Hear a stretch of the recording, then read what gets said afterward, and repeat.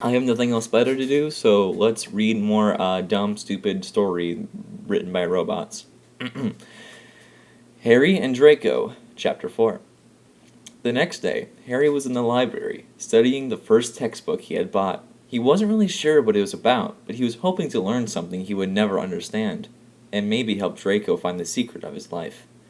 Harry knew he couldn't avoid Draco's presence for very long. Harry didn't remember how many times Draco had tried to kill him, but Harry felt like he had heard of it 100 times.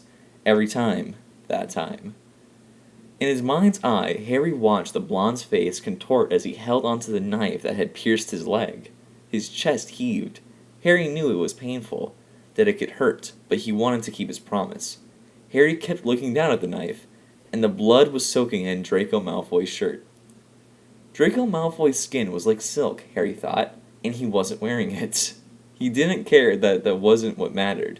He needed to be able to feel his blood again. He needed to feel Draco Malfoy, because he couldn't bear to look at anything else. "Potter, what are you doing?" Draco demanded. Harry was startled from his reverie. His mouth dropped open and he realized that Draco had been watching him. He tried to look away, but he couldn't. Harry knew that this was wrong. Draco Malfoy took a step forward and glared at Harry again. "Why are you here, Potter? I told you to leave me alone. I told you to go back to my place and sleep, and all you did was scream and bite your lip. But I am not getting to leave you alone here." Draco's anger was burning. "You don't have a right to be angry with me," Harry said. "You are a wizard, not a dog." Draco's mouth dropped open. "I am not going to hurt you. You are my friend." Draco Malfoy stared at him, eyes wide, and then he reached up, pulled at Harry's shirt, and tore it off. He stood up, glared at Harry again, and then pulled Harry's jeans off. "Are you going to give up on me, or what?" Harry looked up at Draco, who took Harry's hand. "I'm not going to give you up," Harry said. "I'm going to make you my friend again." Draco laughed. "Good, then just come with me, and we'll find a house, and you can watch me as you used to. And after you watch me, you can come and talk to me. And I will teach you everything I know, and I will let you use my wand in all my classes. And you can do things you've always wanted to. You will not die in my house, because no one will ever love you the way I have. Not even your brother." He held out his other hand. "You will not be alone." Harry's eyes widened, and then he smiled. "What is that?" Draco asked, surprised. "It's my charm," Harry smiled, and Draco felt the weight of it lift. "It's all that matters now, right?" Draco grinned back. "I hope so." Just then, Hermione's small boyfriend, oh God, stepped out of the shadows with a big smile on his face. "Hey, Harry, you know I need help with some homework," he said, waving his hand. Harry's eyes shot open. What homework?" he asked, surprised, and Draco looked quite embarrassed for him. "Potter, don't you know the little prince? He's the one who got into the war. He fought like an ace, and he never lost a battle, and I swear on the cross of my life that he'll win the war too.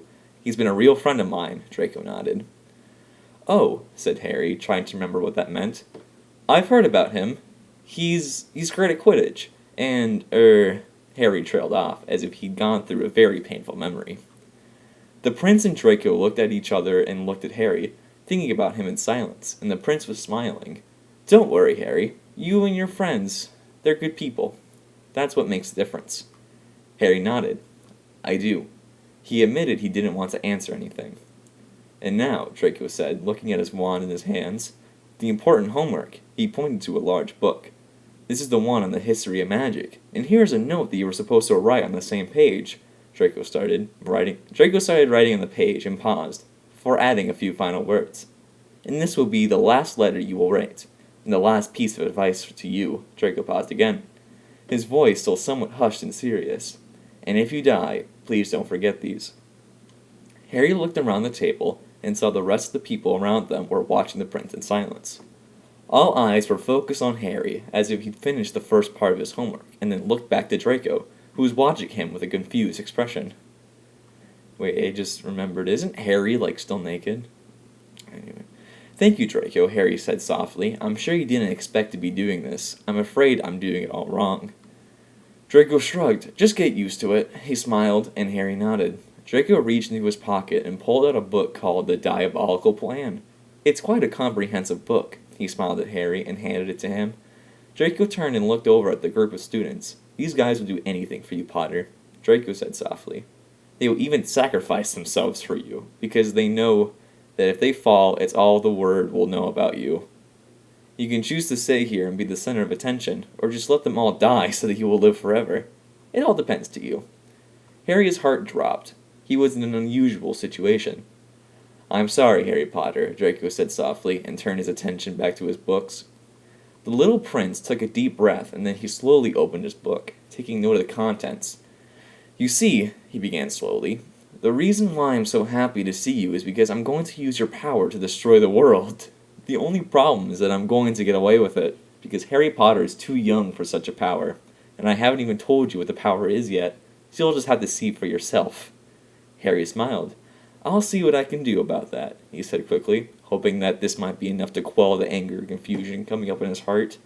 "I need to go now. Thank you, Draco. It's good to see you again, Harry said as he left. The others watched him go with some annoyance, as they knew he would probably return, so they just tried to ignore the fact that Harry was being so weird. So, Draco and Harry are lovers, I guess, and Hermione's boyfriend is an evil prince, I guess. Alright, good to know.